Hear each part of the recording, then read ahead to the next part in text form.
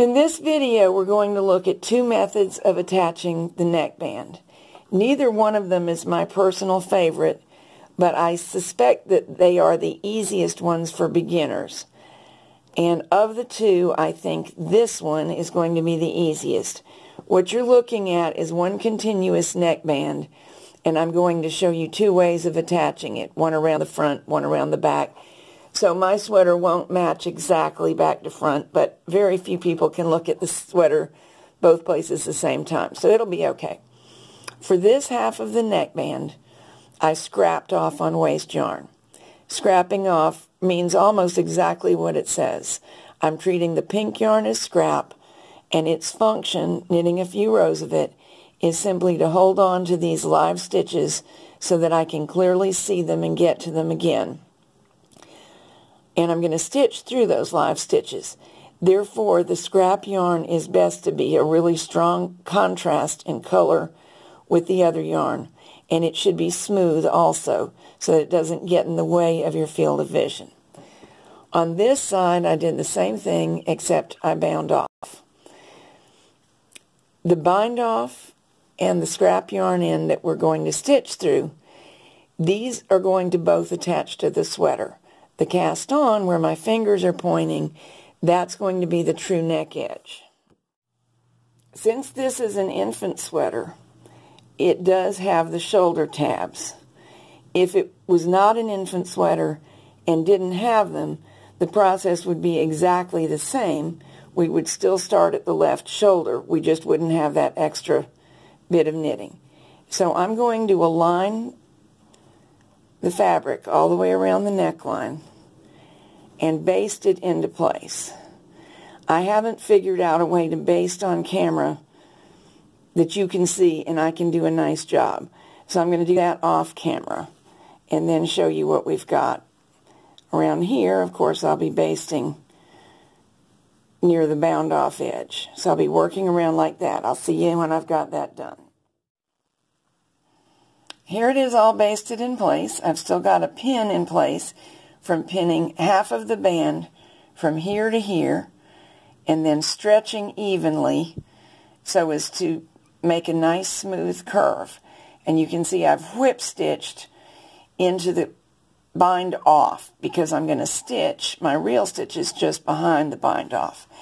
And as I worked, I held both layers so I could make sure that my stitching line was going to get positioned with the bind off overlapping the sweater enough that I make a good connection and I don't show any of the edge of the sweater.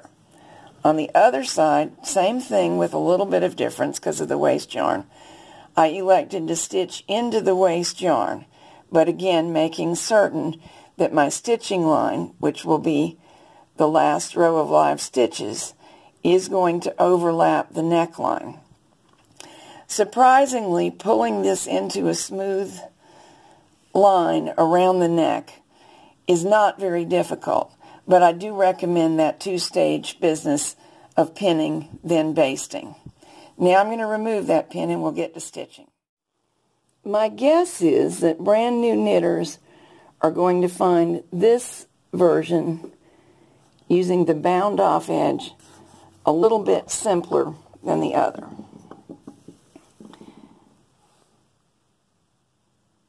I'm going to back stitch with stitches for this about 1/4 inch long. Come up, go through farther back this way, back where I started, and continue with that method around. And I'm trying to work right next to the bind off, which will tend to cover my tracks. See the stitch disappearing? As always, when sewing on knits in any way whatsoever, the tidiness of it and the effectiveness of it is determined by getting your tension just right. I'm pulling tight enough here to try to achieve a good join between the neckline of the sweater and the band. We don't want to see any gaps or bumps. On the other hand, if I overdid it here, like I'm doing now, I'll let it relax again, two bad things would happen. It might pucker, and it certainly is going to restrict the head that needs to go through the opening from going through.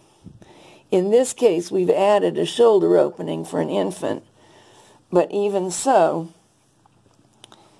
it's a concern, and certainly with an adult. A lot of times you're counting on the stretch. Example, my head is 21 inches around.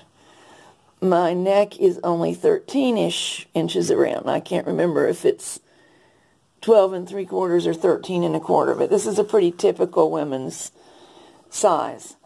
The difference is quite a lot. I don't want a 21-inch neckline. That's going to be low, and this is a crew neck sweater. We want it fairly high. Therefore, I've got to count on retaining some stretch to get that sweater over my 21-inch head through an opening that I'm not going to make 13 inches. I'm going to allow myself some ease, but it probably won't be more than 16 inches for a sweater like this. So we must retain the stretch. Here I am all the way over to one edge. I'm going to do some little pseudo knot to secure things. I don't want a big bulky knot, but I do want to make the yarn not come undone. And then I'm going to go to the back side and weave it back in to the neckline seam. And later I will snip that off right there. This part is done, and I would normally just pull this out starting now. I can only pull out part way because I've got continuous stitching all the way around and I haven't finished with the yarn over here. But we can take a quick mini look if I only pull out part way. As you can see, it's pretty easy to get out as I just whip stitched it in. I'm satisfied. Now let's work on the part that's held by waste yarn. This one is just a little bit more exacting of your skills for the reason that we have open stitches. We must not overlook any. So I'm going to make sure that I come up 2 stitches away from where I anchored the edge into that open stitch. Go back down into the previous one. I'm double checking about my overlap, and I don't have it just right. So I'm going to back up and start over.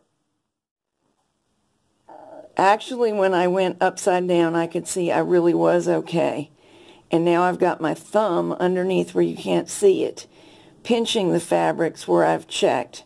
So I know that if I stitch with my thumb not having budged, I'm good. Down through a stitch, up through the next stitch over. Make every effort not to split the pink yarn. If I do, it can be fixed, but it'll be much easier to get out if I don't. It doesn't matter that I'm partly in the pink stitch, though, as long as I am within the loop of the gray stitch. Back up and go down. So this stitch will now have 2 times it's been knitted into. Here we'll do it. We're going up into this one the first time.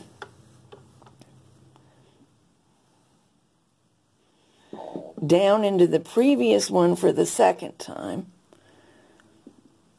Up into the following stitch, progressing along for the first time. Down into the previous stitch for the second time.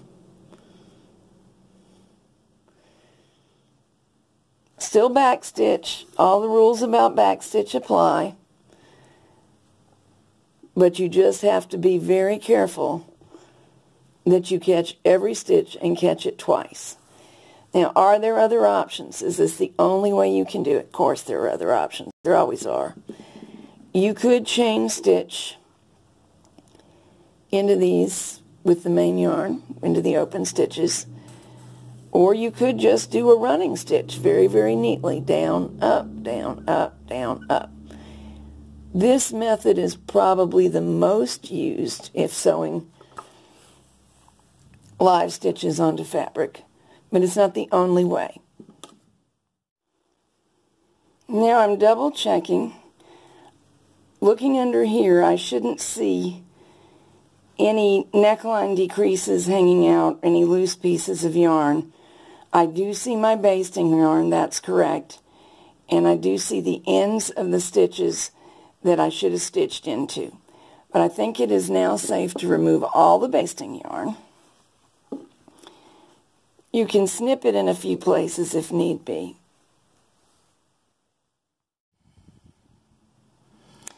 Here's the part of the neckline that was worked behind the bind off.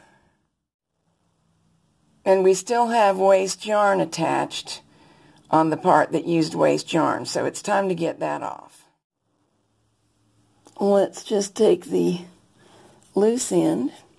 I'm going to have a little bit of a mess here because I did something naughty. I added a second piece of yarn for the last row.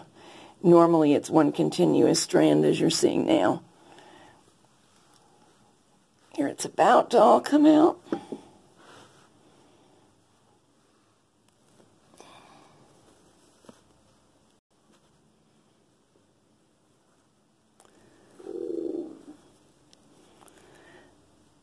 Feels like I'm caught on something here, so I'm going to get my clippers and free it. Oh, I managed to free it with my fingertips.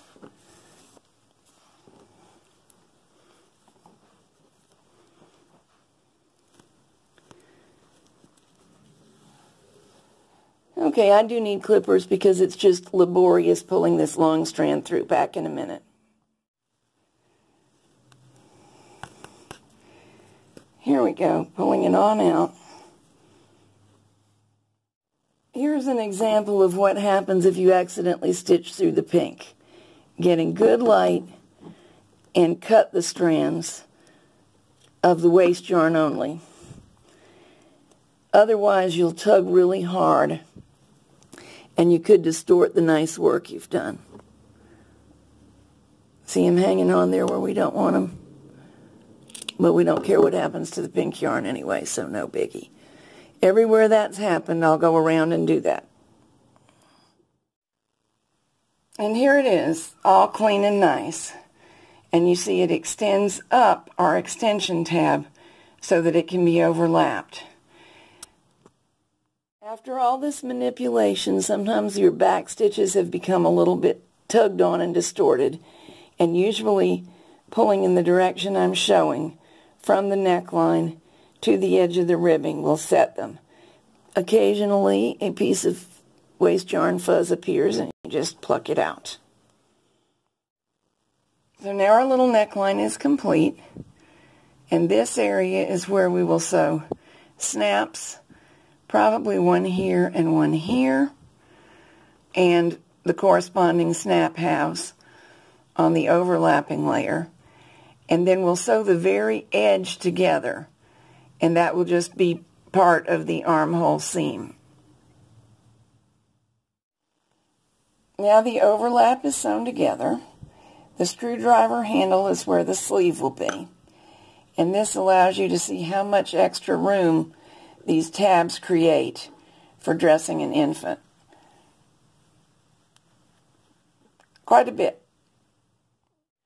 Remember, these are only 2 out of 3 methods I'm going to show for finishing the neckline. The next method will be in the next video.